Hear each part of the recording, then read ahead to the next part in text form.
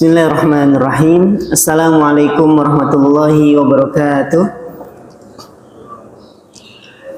Alhamdulillahilladzi anzala sakinata fi qulubil mu'minin walhamdulillahilladzi arsala rasulahu bil huda wa dinil haqq liyudhhirahu 'alad dini kullih wa kafaa billahi syahida wa kafaa billahi nasira. Asyhadu an la ilaha illallah wa asyhadu anna Muhammadan 'abduhu wa rasuluh la nabiyya wa la rasula ba'dah.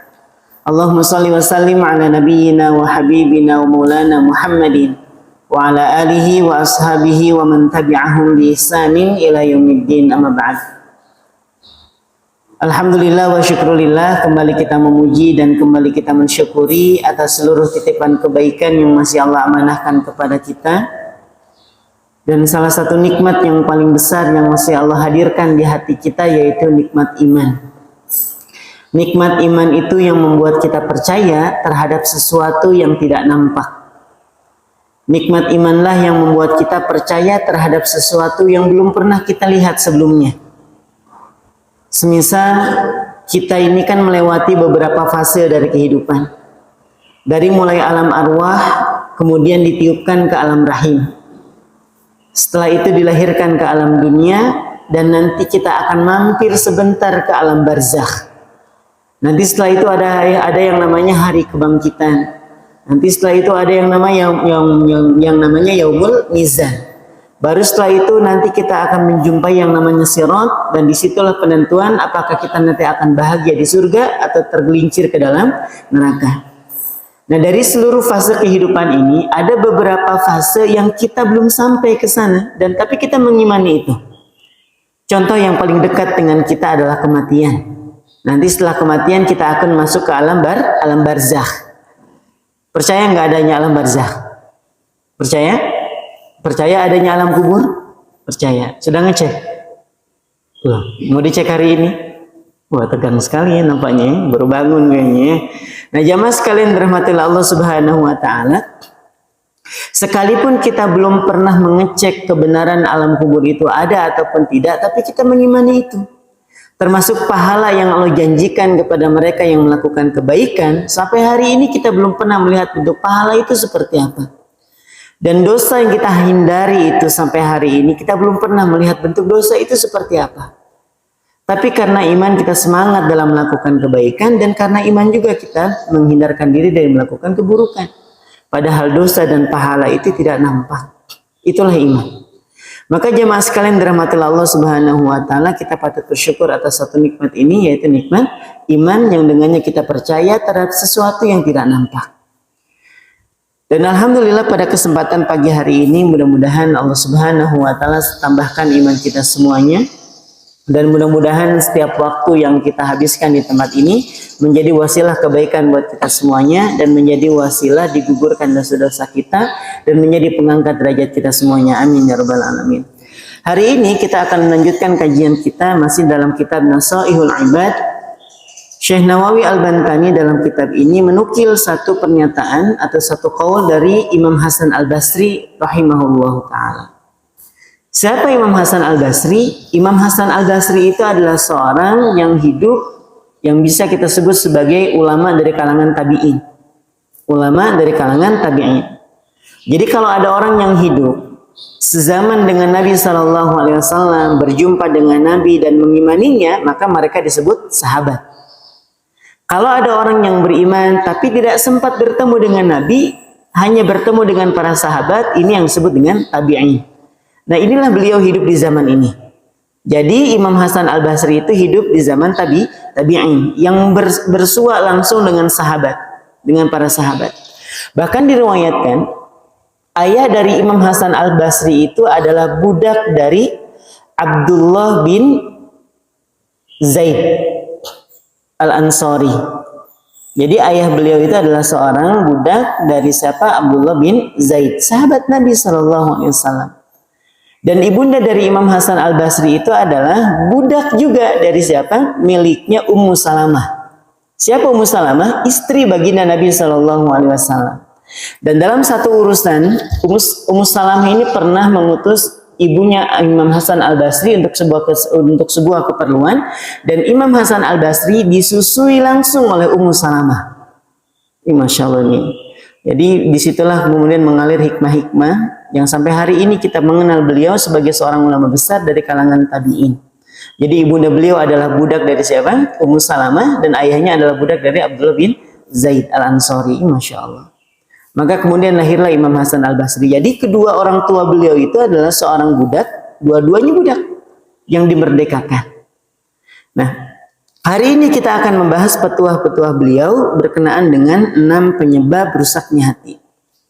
Beliau mengatakan inna fasadal qulubi an sittati asya. Sesungguhnya rusaknya hati itu dikarenakan 6 hal berikut.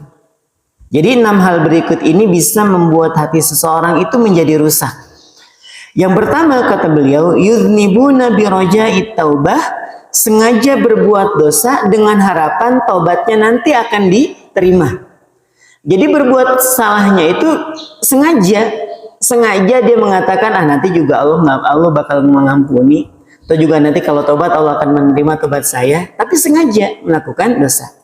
Allah itu kita mengenal betul bahwa Allah itu Maha Pengampun. Bukan hanya Ghafur, tapi Allah juga Ghaffar. Sebagian ulama tafsir menyebutkan bahwa Ghaffar itu artinya yang terus-menerus dalam memberikan ampunan. Jadi kalau Ghafur itu Allah Maha Pengampun untuk dosa-dosa besar. Misalnya ada seorang hamba melakukan dosa besar, kemudian datang kepada Allah, ya Allah, aku melakukan dosa besar, maafkan hamba, ampuni hamba. Maka berlaku Ghafur di sini. Allah Maha Pengampun. Nah, Ghaffar itu bedanya dengan Ghafur. Ghaffar itu artinya yang terus-menerus dalam memberikan ampunan. Jadi nggak pakai bosan lah bahasa kitanya. Sebagaimana seorang sahabat mengadu kepada Nabi, ya Rasulullah, aku punya saudara dan dia melakukan dosa besar. Apakah kalau dia bertobat Allah akan mengampuni dosanya? Maka apa kata Nabi? Iya, Allah akan mengampuni dosanya. Terus kemudian, wahai Rasul, dia melakukan kesalahan yang besar, kesalahan yang sama. Lalu kemudian dia berbuat kebaikan, dia bertaubat, apakah Allah akan tetap menerima taubatnya? Apa kata Nabi? Iya, Allah akan tetap menerima taubatnya.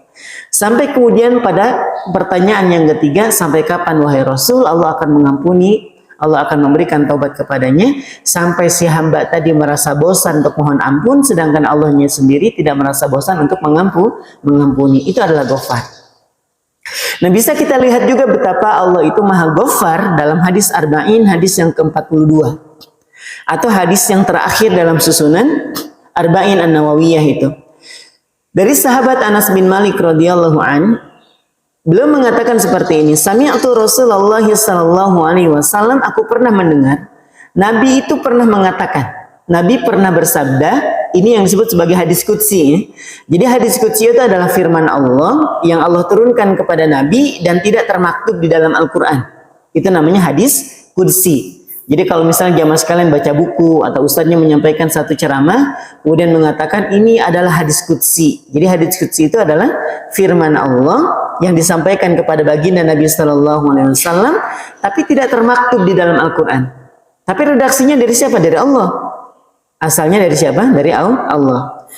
Makanya di dalam sabda Nabi untuk membedakan ini hadis qudsi dan hadis biasa yang Nabi sampaikan, di dalam sabdanya Nabi mengatakan qala ta'ala, Allah berfirman. Jadi Allah berfirman. Apa kata Allah dalam hadis qudsi ini? Ya bena Adam, wahai anak keturunan Adam. Ini panggilan mulia. Jadi kalau Allah sudah memanggil dengan panggilan-panggilan kiasan, dengan panggilan-panggilan yang berbeda, itu panggilan sayang. Semisal dalam hadis ini, wahai kalian anak keturunan Adam, ini panggilan kemuliaan sebenarnya. Apa kata Allah? Innaka ma da'autani wa rajautani ghafartu laka. Selama kalian masih saja mau berdoa, selama kalian masih mau menggantungkan harapan kepadaku, kata Allah, ghafartu laka, aku ampuni engkau. Nah, kalau kita baca sampai di sini, maka kita akan mengatakan biasa aja. Toh memang Allah Maha Pengampun. Tapi yang menarik adalah ketika Allah menyampaikan alama kana minka wala ubali. Dan aku tidak peduli kata Allah seberapa banyak dan seberapa besar dosa yang kalian lakukan. Aku nggak peduli kata Allah. Selama kalian masih mau berdoa, selama kalian masih mau menggantungkan harapan hanya kepadaku. Nah jamaah sekalian, Allah itu yang telah menciptakan kita mengerti dan faham betul bahwa manusia itu punya tabiat. Apa tabiatnya?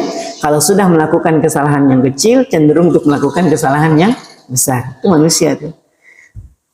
Makanya kemudian Allah melanjutkan, ya bena Adam, wahai anak keturunan Adam. Perhatikan seruannya, nggak berubah. Wahai kalian anak keturunan Adam. Apa ya Allah? Lau balagot dzunubuka ananas sama, sekiranya dosa-dosa kalian itu ditumpuk dan tumpukannya sampai ke muka langit. Kita ngebayangin nih, ada dosa yang ditumpuk sampai ke muka langit.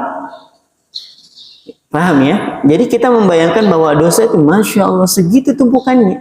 Kita ngelihat tumpukan sampah aja di TPA misalnya, TPA Manggar itu tumpukannya belum terlalu membunuh, tapi kita sudah bisa mencium aromanya dan kita dibuat gak nyaman karena itu.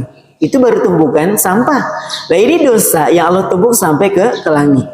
Apa kata Allah? Summastaghfartani, kemudian kalian mau aja balik, mau kembali, mau istighfar, memohon ampun. Apa kata Allah? Ghafartu laka, ku ampuni engkau. Coba. Nah di sini belum cukup ternyata, karena manusia itu punya tabiat. Apa tabiatnya? Kalau sudah melakukan kesalahan yang besar, cenderung untuk melakukan kesalahan yang jauh lebih besar. Maka Allah tidak mau melihat hamba-hambanya itu berputus asa. Gak ada jamaah sekalian orang itu ujuk-ujuk melakukan dosa besar tuh gak ada. Misalnya nih, ada satu kesalahan yang dilakukan oleh seorang menghilangkan nyawa. Ini kesalahan besar.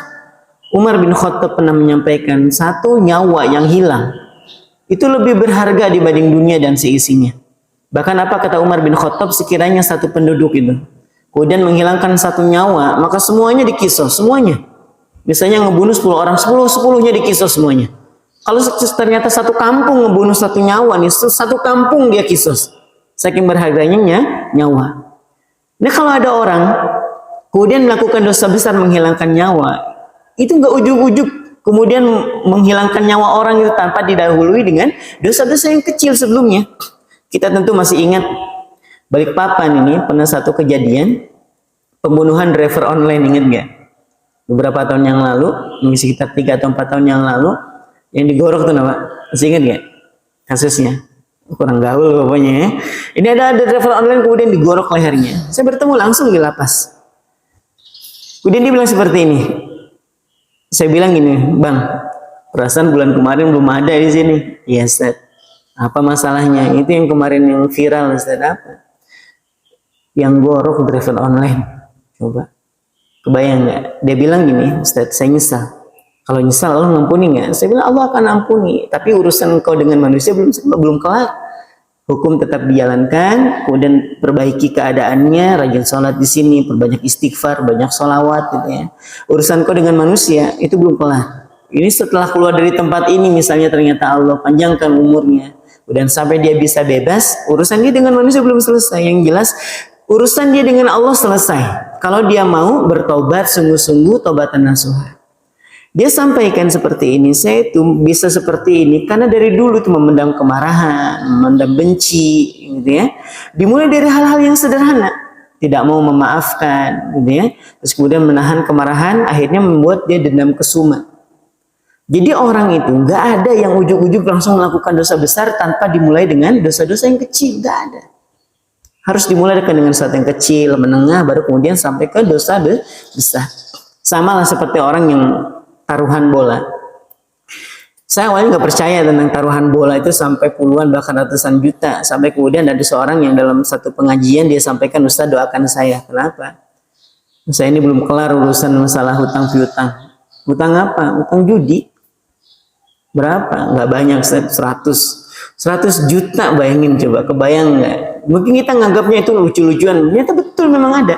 Kebayang nggak misalnya nih, kita bayangin aja dulu ya, ini pertandingan antara Manchester United melawan Persiba. Kebayang ya? Kebayang nggak?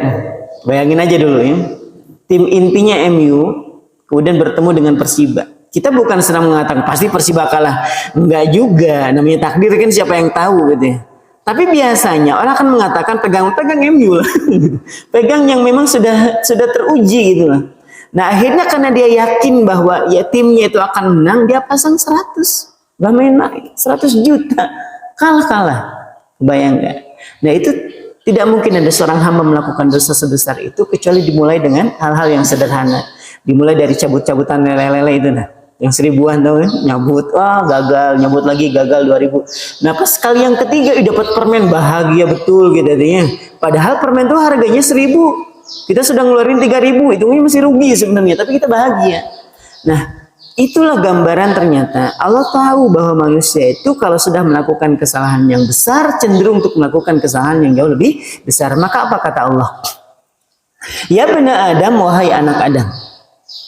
Udah panggilan yang ketiga nih jamaah sekalian. Panggilan yang ketiga dan panggilannya istiqomah, panggilannya itu tidak berubah. Tetap aja panggilannya, wahai kalian anak keturunan Adam. Apa kata Allah? Innaka law ataitani bi qurabil ardi khotoya, sekiranya kalian datang kepadaku kata Allah dengan membawa kesalahan sepenuh bumi. Kebayang? Itu bumi isinya dosa kita semuanya. Kita tentu pernah mendengar satu syair dari Abu Nu'as, atau di Indonesia lebih familiar dengan sebutan Abu Nawas itu. Ada sebuah syairnya disebutkan Dzunubi mislu adadir rimadi. Ya Allah, dosa-dosaku itu bagaikan bilangan pasir di pantai. Kenapa beliau itu menganalogikan dosa-dosa itu sebanyak pasir di pantai? Karena siapa di antara kita yang bisa menghitung bilangan pasir? Gak usah ngitung bilangan pasir di pantai. Ambil aja pasir seember aja, hitungin kapan kelarnya coba. Seember aja. Gak kelar Pak setahun. Kebayang seember aja tuh. Kita ngitungin tuh berapa butir dia yang ada di dalam ember debu-debu tadi atau pasir tadi. Menahun kita untuk bisa selesai menghitung bilangan pasir yang ada di ember. Apalagi di lautan. Nah Allah menggambarkan bukan hanya sebatas bilangan pasir di pantai. Kata Allah, sekiranya kalian datang kepadaku, meninggal, berjumpa dengan Allah dengan membawa kesalahan sepenuh bumi. Summalakitani la tusyriku bi syai'a. Kemudian kalian datang kepadaku dengan tidak menyekutukan aku dengan apapun. Gak syirik. Gak menduakan Allah dengan jima. Gak menduakan Allah dengan keris. Apalagi misalnya keris petir misalnya. Ini kita bukan lagi ngomongin orang ya. Ini ngomongin keris ya, tolong ya. Misalnya mendoakan Allah dengan pekerjaan, bahkan mendoakan Allah dengan atasan, dengan relasi, dengan perniagaan yang sedang kita geluti. Nah, apa kata Allah? La ataituka bi qurabiha magfiratan. Aku kata Allah yang akan menjemput engkau dengan ampunan sepenuh bumi pula.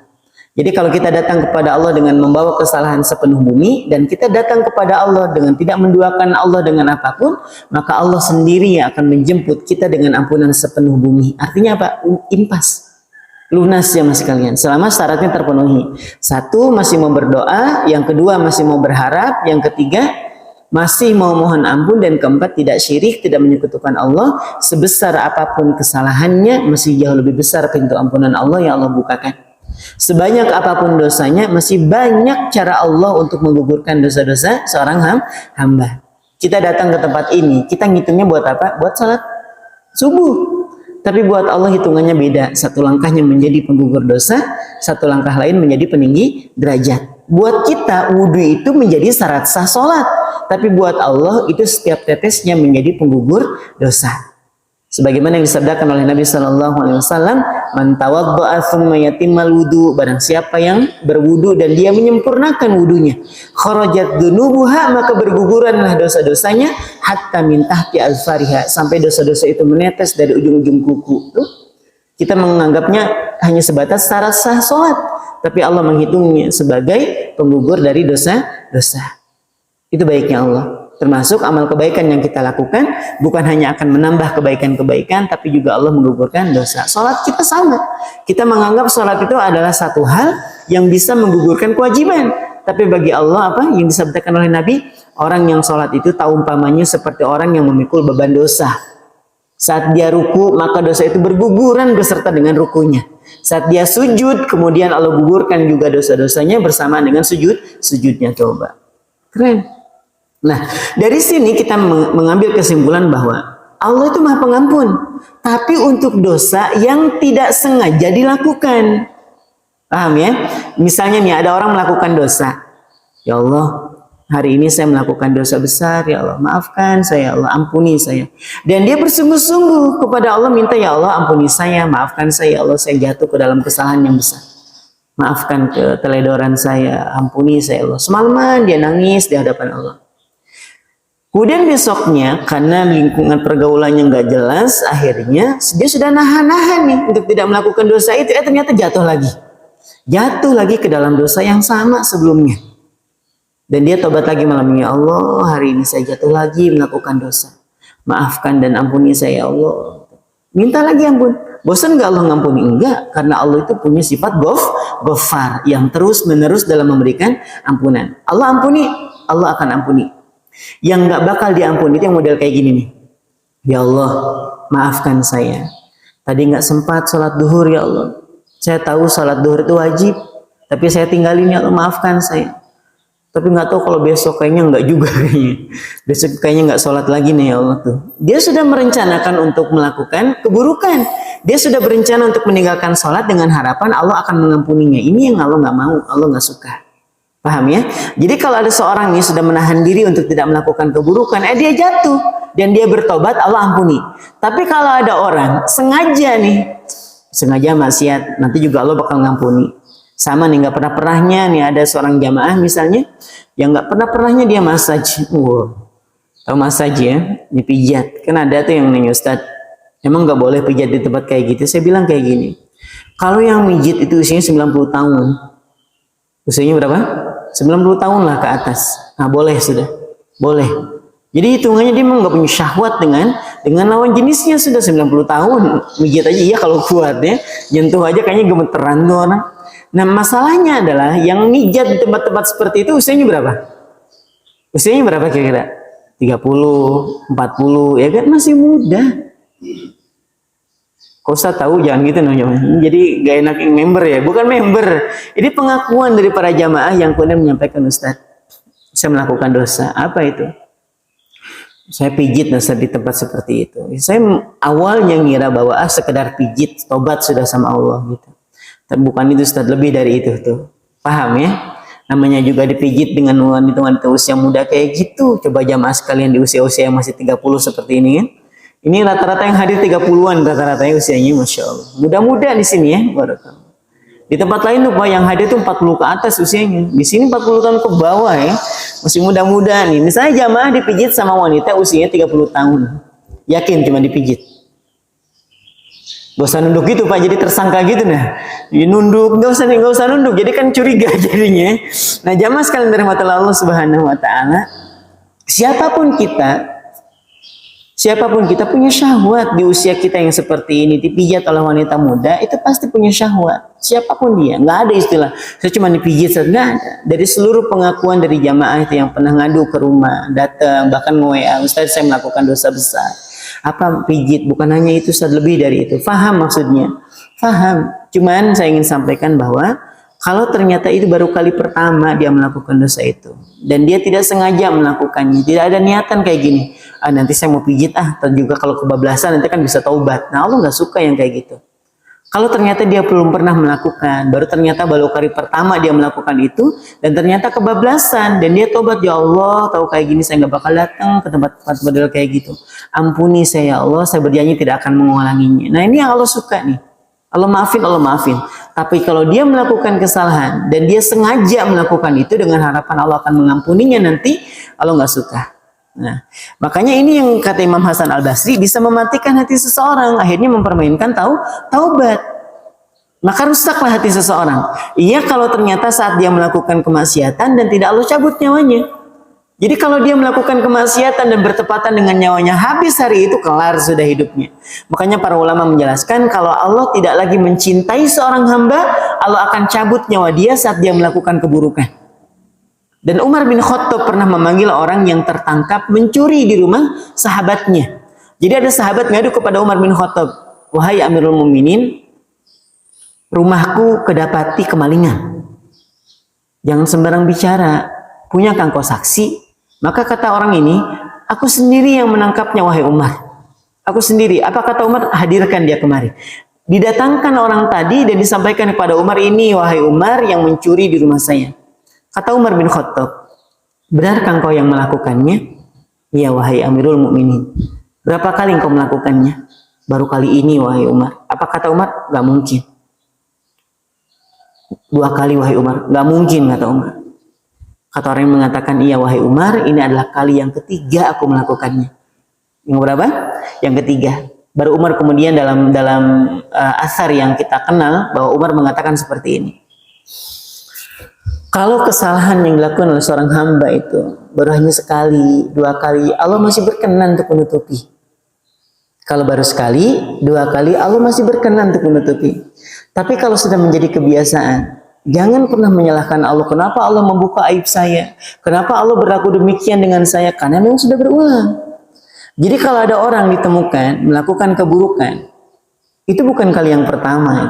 Kenapa? Karena kalau baru kali yang pertama, yang kedua, Allah masih berkenan untuk menutupi. Termasuk ada orang yang ditemukan di dalam kamar hotel berdua dengan wanita yang bukan mahramnya, ditemukan meninggal. Kebayang nggak? Ada seorang wanita berteriak, tolong, tolong. Kemudian datang security, dobrak pintunya dan ditemui seorang laki-laki yang mati persis di pelukan wanita yang bukan mahramnya. Ini yang malu bukan cuma dirinya.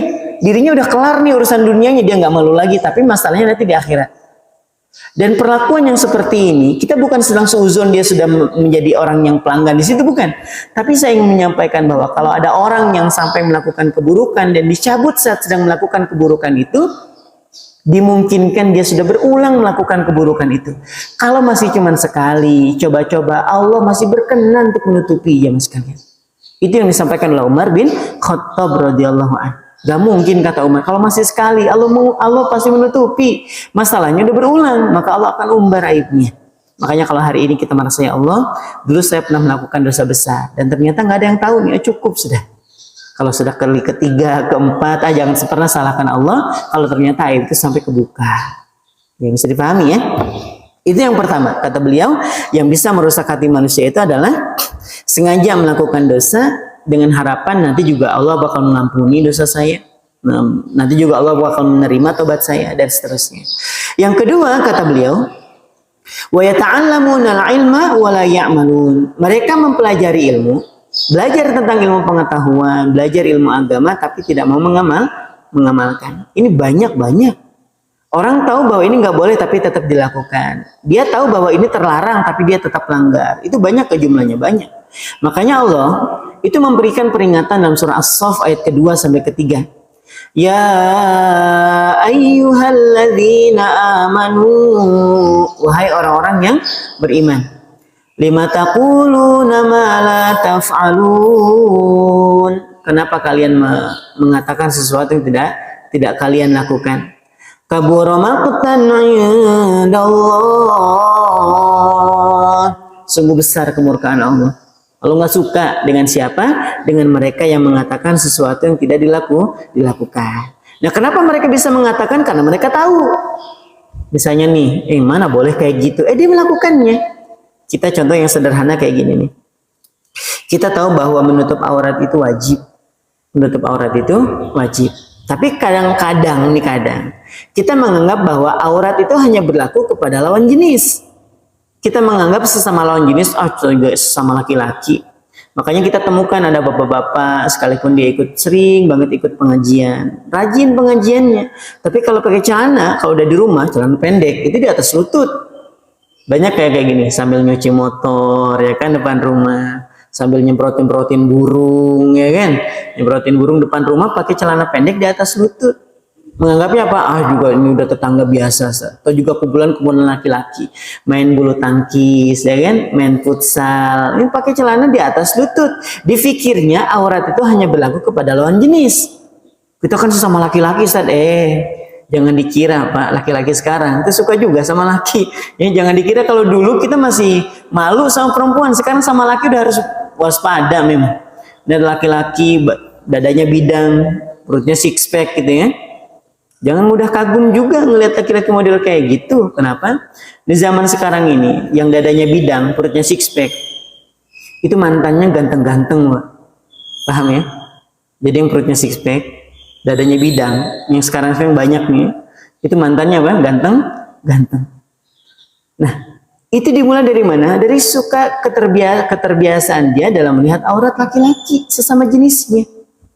Jangan ya. Kenapa Ustaz? Saya kan nggak nafsu. Bukan masalah nafsu nggak nafsu.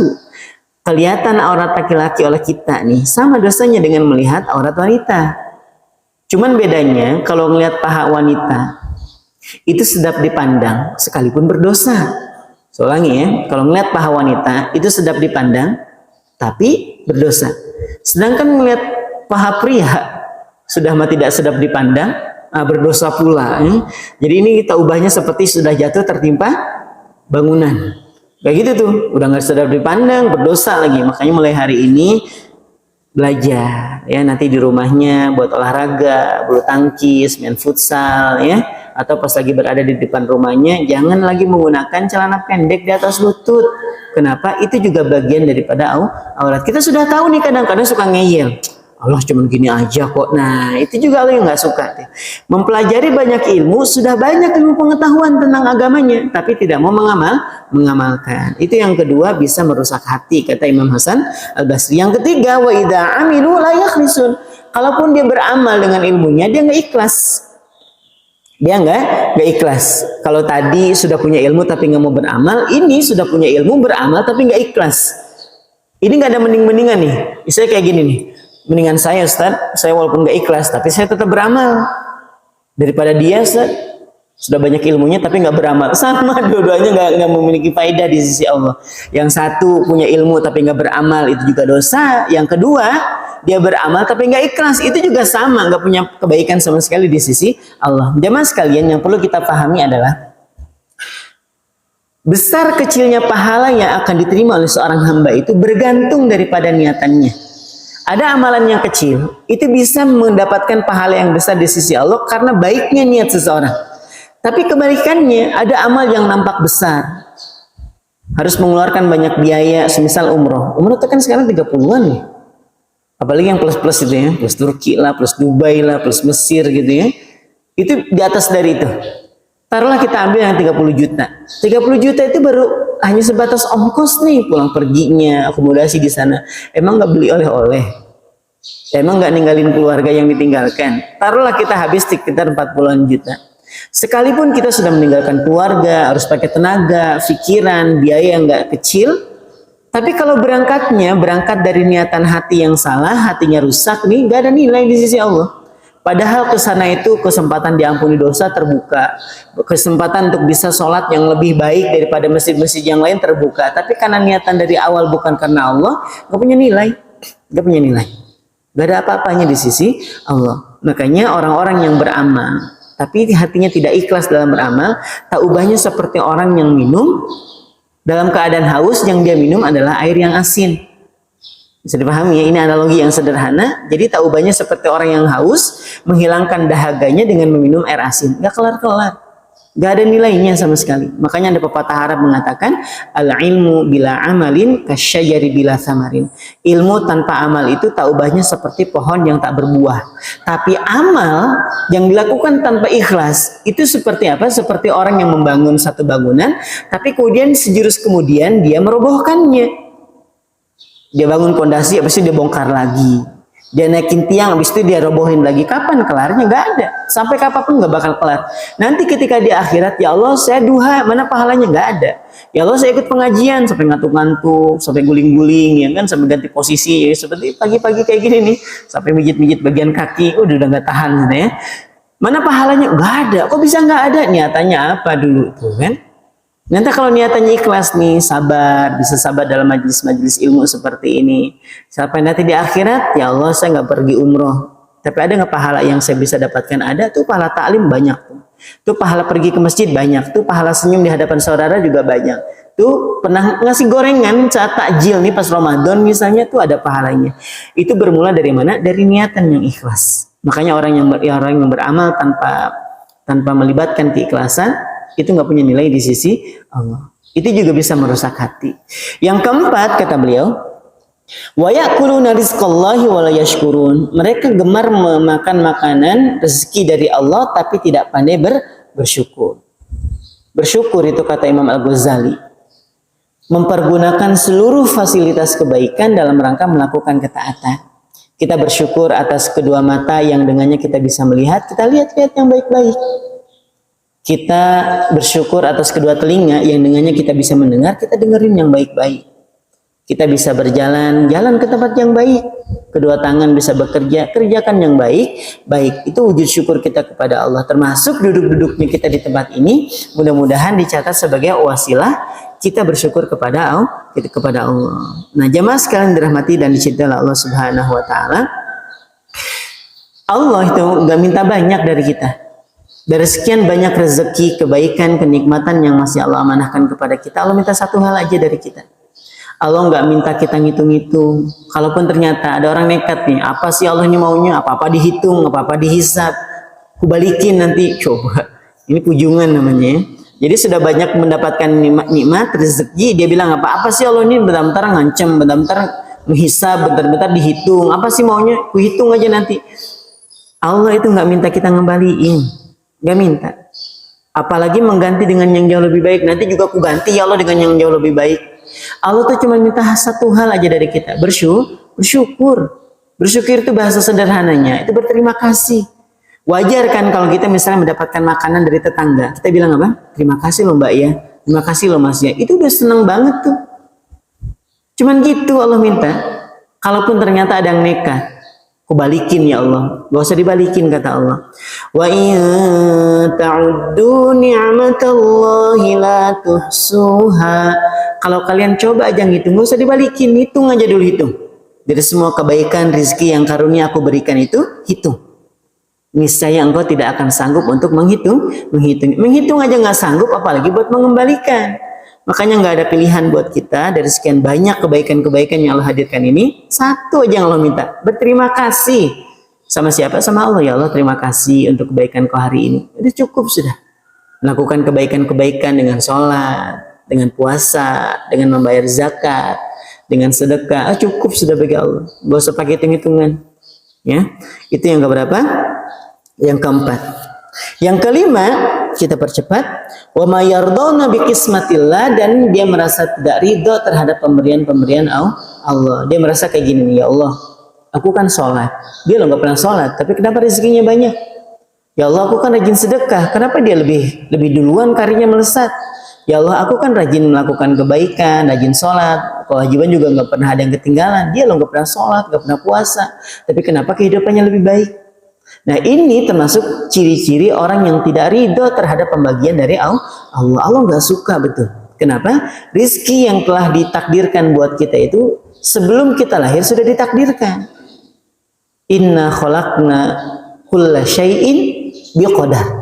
Sesungguhnya kami itu menciptakan segala sesuatunya itu berdasarkan kadarnya. Kita belum lahir aja sudah ditakarin nih. Kita dapat rezekinya hari itu segitu sudah. Sudah ditakar sama Allah, nggak mungkin berlebih, nggak mungkin kurang. Jadi kalau ada orang masih mengatakan, kenapa dia yang lebih dulu, kenapa dia yang lebih banyak, kenapa dia yang lebih baik, itu seolah-olah menggambarkan bahwa Allah kayaknya salah deh ngasih rezeki. Kayaknya Allah salah ngitung kayaknya nih. Kayaknya Allah salah alamat kasih rezeki. Nah, seolah-olah kita ingin mengatakan bahwa Allah itu tidak adil dalam memberikan rezeki. Padahal kalau Allah saja kita anggap nggak adil, siapa yang akan kita anggap adil? Paham ya? Jadi yang bisa merusak hati selanjutnya adalah orang-orang yang merasa tidak ridho terhadap pemberian dari Allah, pembagian dari Allah. Dan kemudian yang terakhir kata beliau, wa yudfanuna mautahum wa la ya'tabirun. Mengubur jenazah tapi tidak mampu mengambil pelajaran darinya. Ini sama seperti jawaban yang disampaikan oleh Al-Imam Al-Faqih Abu Laith ketika ditanya, wahai Imam, apa yang bisa menyebabkan hati seseorang itu mati? Salah satunya adalah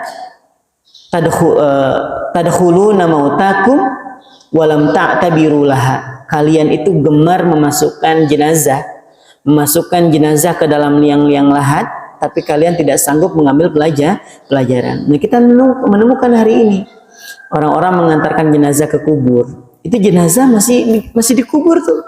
Masih dalam proses penguburan, dan kita masih menemukan banyak orang yang masih tertawa terbahak-bahak di atas kuburnya. Banyak nggak? Banyak. Kita nganter orang nih ke makam kan ya. Itu jenazah lagi dikubur tuh. Sedangkan banyak di tengah-tengahnya itu ngomongin yang lain, yang ngomongin bisnisnya, yang ngomongin tanah yang baru laku, yang ngomongin rumah yang baru dibeli. Jarang kita menemukan kecuali ahlul bait, kecuali adalah ahlul musibah yang sedang Allah titipkan musibah.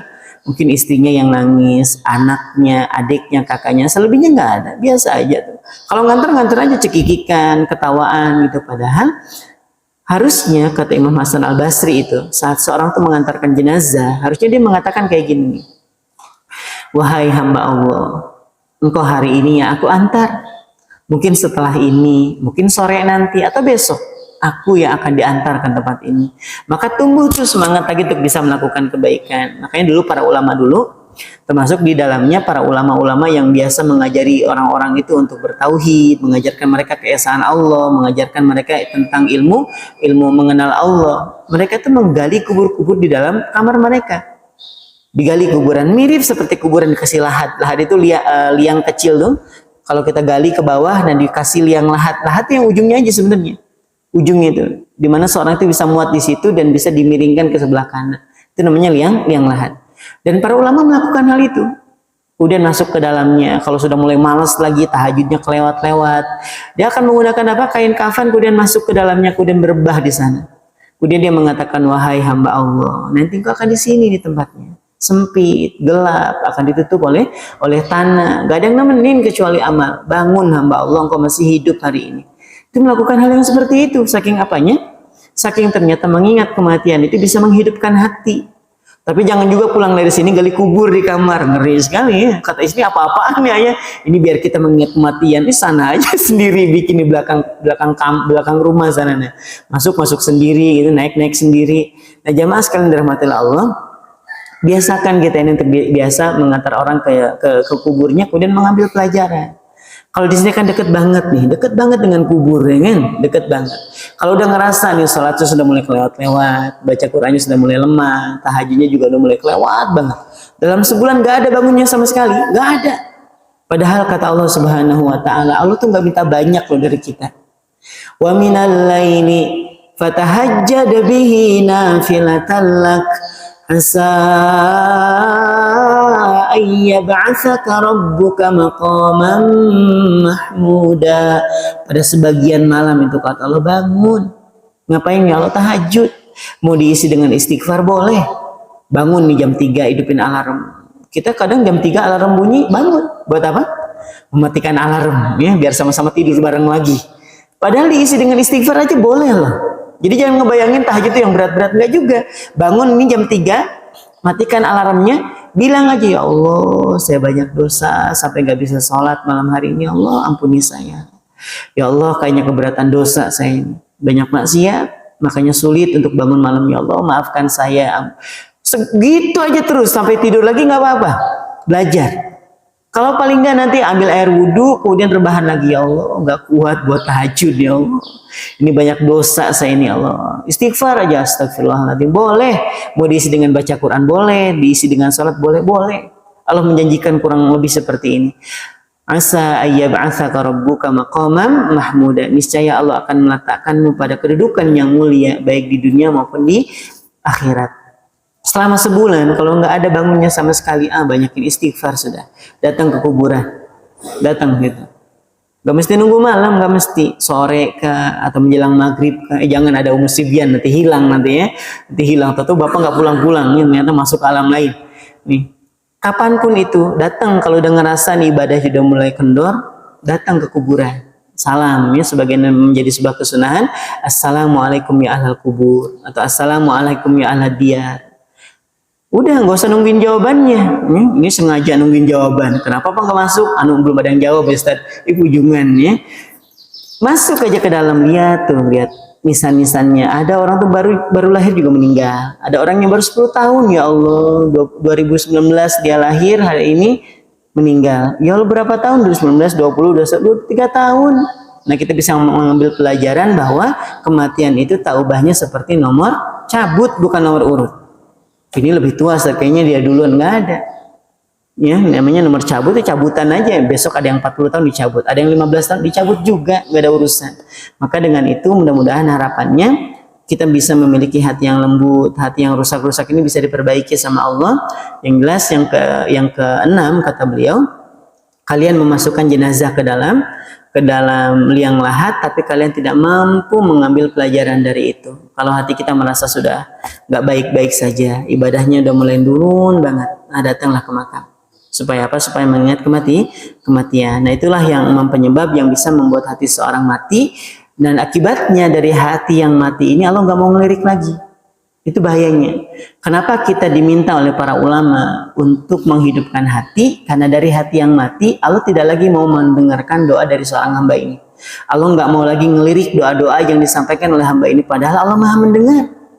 Allah tahu nih, bahkan untuk sesuatu yang menjadi saydul khotir, lintasan hati itu Allah tahu. Tapi karena hatinya buruk, hatinya rusak, Allah nggak mau dengerin. Makanya wajar kalau ada doa yang sampai hari ini nggak kunjung dikabulkan. Boleh jadi karena memang Allah nggak mau lagi ngelihat seorang hamba, nggak mau lagi mendengarkan keluhan-keluhannya karena dari hati yang mati. Maka kita berdoa kepada Allah, mudah-mudahan Allah titipkan hati yang hidup kepada kita semuanya. Allah titipkan keberkahan umur, Allah titipkan keberkahan rezeki, Allah berikan taufik sehingga kita mudah melakukan kebaikan-kebaikan. Mungkin ini yang bisa disampaikan, kurang lebihnya mohon dimaafkan. Aku qouli hadza. Wassalamualaikum warahmatullahi wabarakatuh.